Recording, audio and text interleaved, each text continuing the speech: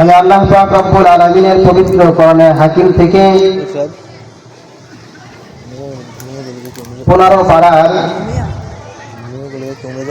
17 নম্বর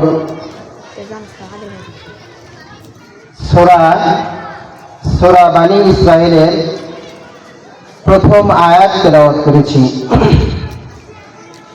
আল্লাহ পাক রব্বুল আলামিন এই আয়াতের মধ্যে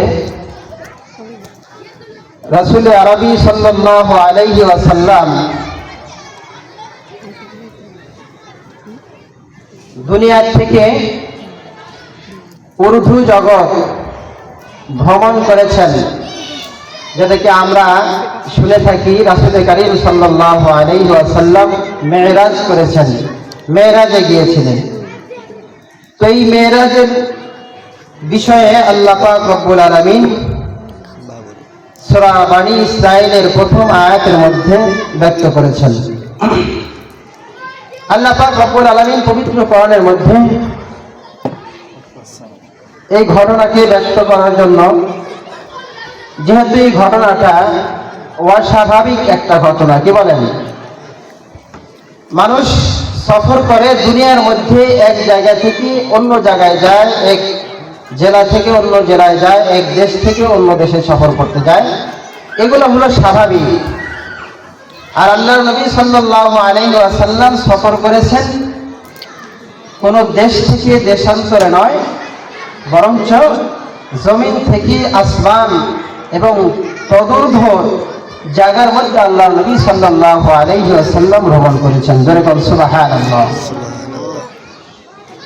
আল্লাহ পাক রব্বুল আলামিন সূরা বানী ইসরাইলের মধ্যে বলেন, সুবহানাল্লাযী আসরা বিআবদিহি লাইলাম মিনাল মাসজিদিল হারাম ইলাল মাসজিদিল আকসা।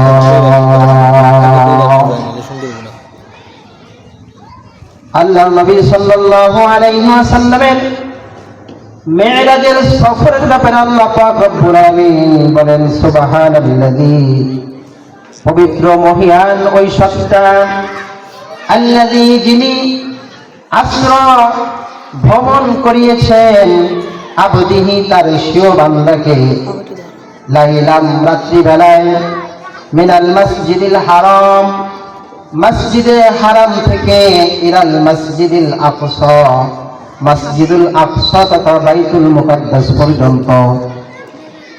এই যে বলল সফরের কথা, এতটুকু পর্যন্ত আল্লাহ পাক রব্বুল আলামিন কোরআনের মধ্যে বললেন। এরপরে কি বললেন? বাইতুল মুকাদ্দাস একটা পবিত্র ভূমি, একটা উর্বর ভূমি। এজন্য আল্লাহ পাক রব্বুল আলামিন এই বাইতুল মুকাদ্দাসের বরকত সম্পর্কে ব্যক্ত করতেছেন। আল্লাহ পাক বলেন, আল্লাহর নবীকে আল্লাহ পাক সফর করাইলেন বাইতুল্লাহ থেকে, মসজিদে হারাম থেকে মসজিদে আকসা পর্যন্ত। এরপরে মসজিদে আকসা তথা বাইতুল মুকাদ্দাস, তৎকালীন নাম শাম, এই শামের কিছু ফজিলত বর্ণনা করতেছেন, এর কিছু বরকতের কথা বলতেছেন। তো আল্লাহ পাক বলতেছেন, আল্লাযী বারাকনা হাওলাহু লিনুরিয়াহু মিন আয়াতিনা। শাম তথা বাইতুল মুকাদ্দাস, এই ব্যাপারে আল্লাহ নবী আল্লাহ পাক রব্বুল আলামিন বলতেছেন যে বাইতুল মুকাদ্দাস, তৎকালীন শাম দেশটা বরকতপূর্ণ। কিরকম বরকত? আল্লাহ পাক বলতেছেন, এই কিঞ্চিত বরকত, তার চতুষ্পাশে বরকত ভরা। তো আমার প্রিয় হাবিবকে এই বরকতের কিঞ্চিত পরিমাণ দেখানোর জন্য আমি তাকে এই ভ্রমণ করাইছি। যেরকম সুবহানাল্লাহ। ইন্নাহু হুয়াস সামিউল আলিম, ইন্নাহু হুয়াস সামিউল বাসীর। নিশ্চয় আল্লাহ পাক ওই সর্বশ্রোতা এবং সম্যক দ্রষ্টা। তো এগুলো আয়াতের অর্থ। আল্লাহ পাক রব্বুল আলামিন এখানে ব্যক্ত করেছেন ইসরা শব্দ দ্বারা। ইসরা শব্দের আবিধানিক অর্থ হলো রাত্রিবেলায় ভ্রমণ করা। তো আল্লাহ পাক রব্বুল আলামিন তার নবীকে রাত্রিবেলায় ভ্রমণ করাইছেন।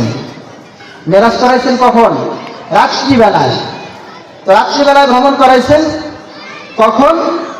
লাইলাম, পরে আরেকটা শব্দ ব্যক্ত করছেন লাইলাম, রাত্রিবেলায়। এই লাইলাম শব্দটি আল্লাহ পাক রব্বুল আলামিন নাকেরা এনেছেন। নাকেরা আনার দ্বারা এটা বুঝাইছেন যে পুরা রাত্রি এই সফরের মধ্যে খরচ হয় নাই, বরঞ্চ পুরা রাত্রির এক অংশ এই সফরে ব্যয় হয়েছে, যেরকম সুবহানাল্লাহ। তো আল্লাহ নবী সাল্লাল্লাহু আলাইহি ওয়াসাল্লামকে আল্লাহ পাক রব্বুল আলামিন ভ্রমণ করাইছেন রাত্রিবেলা, মসজিদে হারাম থেকে নিয়ে বাইতুল মুকাদ্দাস পর্যন্ত। এই কখন করাইছেন? রাত্রিবেলা। কাকে করাইছেন? বিআবদিহি, তার স্বীয় বান্দা মুহাম্মদুর রাসূলুল্লাহ সাল্লাল্লাহু আলাইহি ওয়াসাল্লামকে। তো এই ঘটনাকে অনেকেই, অনেক বিধর্মীরা, নাস্তিকেরা এটা বিশ্বাস করে না। এরা মনে করে যে এই সফরটা একজন মানুষের দ্বারা সম্ভব না। আর উর্দু জগৎ ভ্রমণ করা মানুষের দেহ এবং বডি এবং মন, জান এবং দেহ সহকারে একজন মানুষ উর্দু ভ্রমণ করা সম্ভব না। এই জন্য আল্লাহ পাক বলতেছেন যে আমি আল্লাহ ভ্রমণ করাইছি তাকে দেহ এবং মন সহ। যেরকম সুবহানাল্লাহ। আল্লাহ ব্যক্ত করেছেন আবদিহি। আব্দুন মানে গোলাম। একজন মানুষের আত্মাকে গোলাম বলা হয় না, বরং গোলাম বলা হয় দেহ এবং আত্মা উভয়টার সমন্বয়কে। যেরকম সুবহানাল্লাহ। তো আল্লাহ পাক রব্বুল আলামিন ভ্রমণ করাইছেন তার নবীকে মসজিদে হারাম থেকে নিয়ে বাইতুল মুকাদ্দাস, মসজিদে আকসা পর্যন্ত। মসজিদে আকসা এবং মসজিদে হারাম এমন দুইটা জায়গা আল্লাহ পাক রব্বুল আলামিন মসজিদে হারামকে এত সম্মানিত করেছেন। হাদিসের মধ্যে আসছে কেউ যদি মসজিদে হারামের মধ্যে, বাইতুল্লাহর মধ্যে 1 রাকাত নামাজ পড়ে, আল্লাহ পাক রব্বুল আলামিন 1 রাকাত নামাজের বদৌলতে তার আমলনামায় 1 লক্ষ রাকাত নামাজ পড়ার সমান সওয়াব পরিমাণ দান করে। সুবহানাল্লাহ। এর নাম হলো মসজিদে হারাম। মসজিদে হারাম থেকে নিয়ে বাইতুল মুকাদ্দাস তথা শাম পর্যন্ত আল্লাহ নবী সাল্লাল্লাহু আলাইহি ওয়াসাল্লামকে আল্লাহ পাক রব্বুল আলামিন ভ্রমণ করাইছেন, সফর করাইছেন। সফর করার এই শাম পর্যন্ত, বাইতুল মুকাদ্দাস পর্যন্ত এনে আল্লাহ নবী সাল্লাল্লাহু আলাইহি ওয়াসাল্লামকে আল্লাহ পাক রব্বুল আলামিন শামের কিছু বরকতের নিদর্শন দেখায় বলতেছেন, হে নবী, হলো দুনিয়াবি বরকত। আর এক প্রকারের বরকত হলো পরকালীন বরকত। দুনিয়ার বরকত হলো আল্লাহ পাক রব্বুল আলামিন শামকে, শামের ভূমিকে এত বরকতপূর্ণ করেছেন। কিতাবের মধ্যে আসছে দুনিয়ার সমস্ত জমিনের চাইতে শামের জমিন এত উর্বর, এত সার বিষ এবং অন্য মেডিসিন ছাড়া আল্লাহ পাক রব্বুল আলামিন শামের জমিনের মধ্যে এত সুন্দর ফসল উৎপাদন করে দেন, যে ফসল দুনিয়ার অন্য কোনো জায়গার মধ্যে উৎপন্ন হয় না। যেরকম সুবহানাল্লাহ। সুন্দর সুন্দর ফল, সুন্দর সুন্দর ফুল, সুন্দর সুন্দর বৃষ্টি পানির ঝর্ণা আল্লাহ পাক রব্বুল আলামিন শামের মধ্য দিয়া চলাচল করিয়ে দিয়েছেন, যার জন্য শামটা দুনিয়ার দিক থেকে অনেক উন্নত। যেরকম সুবহানাল্লাহ। আর পরকালীন দিক থেকে শামকে আল্লাহ পাক রব্বুল আলামিন বরকতপূর্ণ করিয়ে দিয়েছেন এমন ভাবে আল্লাহ পাক রব্বুল আলামিন দুনিয়ার মধ্যে জনাবে মুহাম্মদুর রাসূলুল্লাহ সাল্লাল্লাহু আলাইহি ওয়াসাল্লামের পূর্বে হযরত আদম আলাইহিস সালাম থেকে নিয়ে হযরত ঈসা আলাইহিস পর্যন্ত যত পয়গম্বর, যত নবী পৃথিবীর জমিনে পদার্পণ করছে, সমস্ত নবী পদার্পণের স্থান হলো শাম। জোরে বলেন সুবহানাল্লাহ। যত নবী পৃথিবীর জমিনে আসছে মুহাম্মদুর রাসূলুল্লাহ ছাড়া সমস্ত নবী কোথায় অবতরণ করছেন? শামে। আল্লাহ পাক রব্বুল আলামিন বলেন হাদিসে কুদসির মধ্যে, আল্লাহ পাক রব্বুল আলামিন বলেন, হে শাম, আমি তোমাকে দুনিয়ার মধ্যে যত ভূভাগ আছে, দুনিয়ার মধ্যে যত দেশ আছে, সমস্ত দেশে বরকতপূর্ণ এবং আমি মনোনীত করেছি বসবাসের জন্য তোমাকে। যেরকম সুবহানাল্লাহ। শুধু তাই নয়, আল্লাহ পাক রব্বুল আলামিন বলেন যে আল্লাহ পাক রব্বুল আলামিনের জান্নাত থেকে ফোরাত নদী পর্যন্ত এত বিস্তৃত একটা বরকত একটা নাযিল করেছেন। আল্লাহ পাক রব্বুল আলামিন পুরো বরকতটা শামের মধ্যে বেষ্টন করে দিয়েছেন। সুবহানাল্লাহ। এই শাম হলো এত বরকতপূর্ণ জায়গা। তো এই শাম পর্যন্ত বা বাইতুল মুকাদ্দাস পর্যন্ত আল্লাহ পাক রব্বুল আলামিন তার বান্দাকে যে সফর করাইছেন, এই সফরকে বলা হয় কোরআনের ভাষা আল্লাহ পাক ইসরা দিয়ে ব্যক্ত করেছেন। ইসরা হলো রাত্রিকালের ভ্রমণ। তো এই কোরআনের মধ্যে সূরা বানী ইসরাঈলের মধ্যে যে আল্লাহ পাক ব্যক্ত করেছেন, এই ভ্রমণটা হলো মসজিদে হারাম থেকে নিয়ে বাইতুল মুকাদ্দাস পর্যন্ত। এই আয়াতে এতটুকু পর্যন্ত বলেছেন। তো বাইতুল মুকাদ্দাস থেকে নিয়ে আল্লাহ পাক রব্বুল আলামিন প্রথম আসমান, দ্বিতীয় আসমান, তৃতীয় আসমান, চতুর্থ, পঞ্চম, সপ্তম, আল্লাহ পাক সিদরাতুল মুনতাহা আরশে আজিম পর্যন্ত নিছেন তার নবীকে। সেটাকে বলা হয় মেরাজ, এটাকে বলা হয় ইসরা। আর উপর দিকে যে উঠছেন এটাকে বলা হয় কি? মেরাজ। তো দুনিয়ায় আল্লাহ পাক রব্বুল আলামিন মসজিদে হারাম থেকে বাইতুল মুকাদ্দাস পর্যন্ত যে ভ্রমণ করাইছেন এটাকে বলা হয় ইসরা। আর বাইতুল মুকাদ্দাস থেকে উর্দু জগতে যে ভ্রমণ করাইছেন এটাকে বলা হয় কি? মেরাজ। মেরাজ শব্দের আবিধানিক অর্থ হলো সিঁড়ি। সিঁড়ি যা কোথায় ওঠে? উপরের দিকে ওঠে। তো আল্লাহ পাক রব্বুল আলামিন তার নবীকে সিঁড়ির মাধ্যমে উপরের দিকে উঠাইছেন। সিঁড়ির ধরনটা কেমন ছিল সেটা আমাদের কারো কি নাই, জানা নাই। তবে অনেকেই বললাম, অনেকেই এই ঘটনাকে সশরীরে যে নবীর হয়েছে অনেক নাস্তিক বিশ্বাস করে না। কিন্তু আল্লাহ পাক বলতেছেন এটা কি হয়েছে? সশরীরে হয়েছে। অমুসলিম একজন নাস্তিক এই ঘটনার সত্যতার ব্যাপারে সাক্ষী দেন। আল্লাহ নবী সাল্লাল্লাহু আলাইহি ওয়াসাল্লাম যখন ক্ষমতার আসনে সমাসীন ছিলেন, পৃথিবীর সমস্ত রাষ্ট্রপ্রধানদেরকে আল্লাহ নবী সাল্লাল্লাহু আলাইহি ওয়াসাল্লাম রোম সম্রাট হিরাক্লিয়াসকে আল্লাহ নবী সাল্লাল্লাহু আলাইহি ওয়াসাল্লাম দিনের দাওয়াত দিয়ে একটা চিঠি প্রেরণ করলেন। সুবহানাল্লাহ। রোম সম্রাট হিরাক্লিয়াস উনি অত্যন্ত বিচক্ষণ একজন সম্রাট ছিলেন। বিচক্ষণ সম্রাটের কাছে আল্লাহ নবী সাল্লাল্লাহু আলাইহি ওয়াসাল্লামের প্রিয় দূত ছিলেন হযরত দাহিয়াতুল কালবি রাদিয়াল্লাহু তাআলা আনহু। হযরত দাহিয়াতুল কালবি রাদিয়াল্লাহু তাআলা আনহু ওনাকে আল্লাহ নবী সাল্লাল্লাহু আলাইহি ওয়াসাল্লাম দাওয়াতনামা দিয়ে পাঠাইছেন রোম সম্রাটের কাছে। তো রোম সম্রাট দাওয়াতনামা পাওয়ার পরে উনি দেখলেন যে আমাকে যে চিঠিটা দেওয়া হয়েছে, যেই ব্যক্তি দিচ্ছে উনি নবুয়াতের দাবিদার। যেরকম সুবহানাল্লাহ।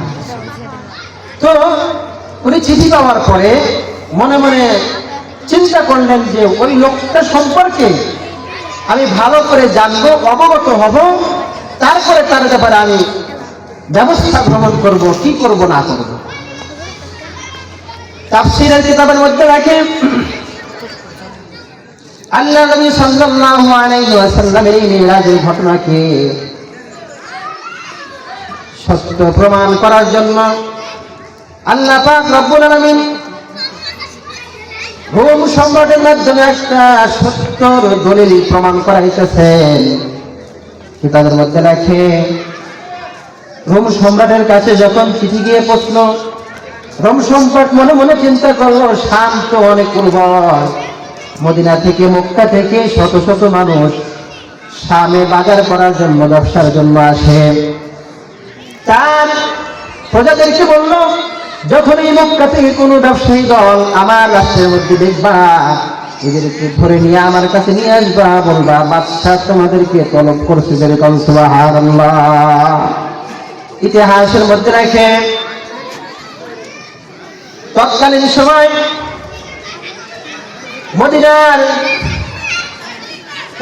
সময় মদিনার সুপার পাওয়ারওয়ালা আবু সুফিয়ান বিশিষ্ট ব্যবসায়ী এবং তার দলবল তৎকালীন সময়ে শামের মধ্যে অবস্থান করতেছিল। তখন সম্রাটের নির্দেশ অনুযায়ী আবু সুফিয়ান এবং তার দলবলকে সম্রাটের রাজ দরবারে তলব করা হলো।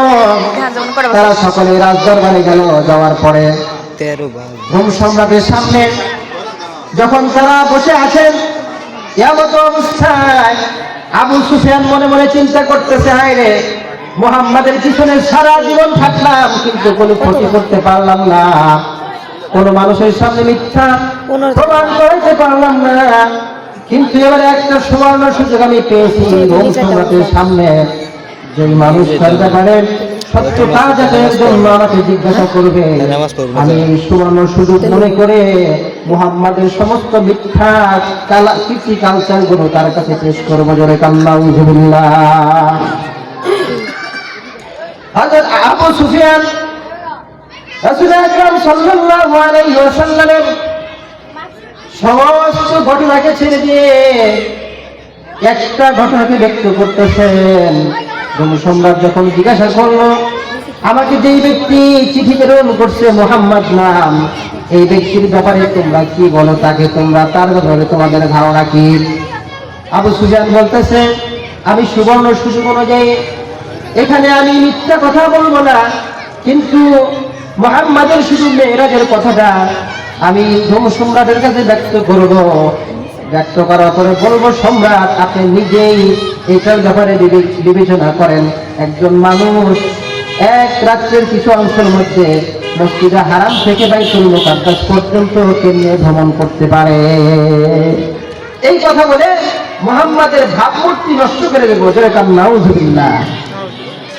এদিকে আবু সুফিয়ান নিজেই বলেন, আমি তো এই সুবর্ণ সুযোগ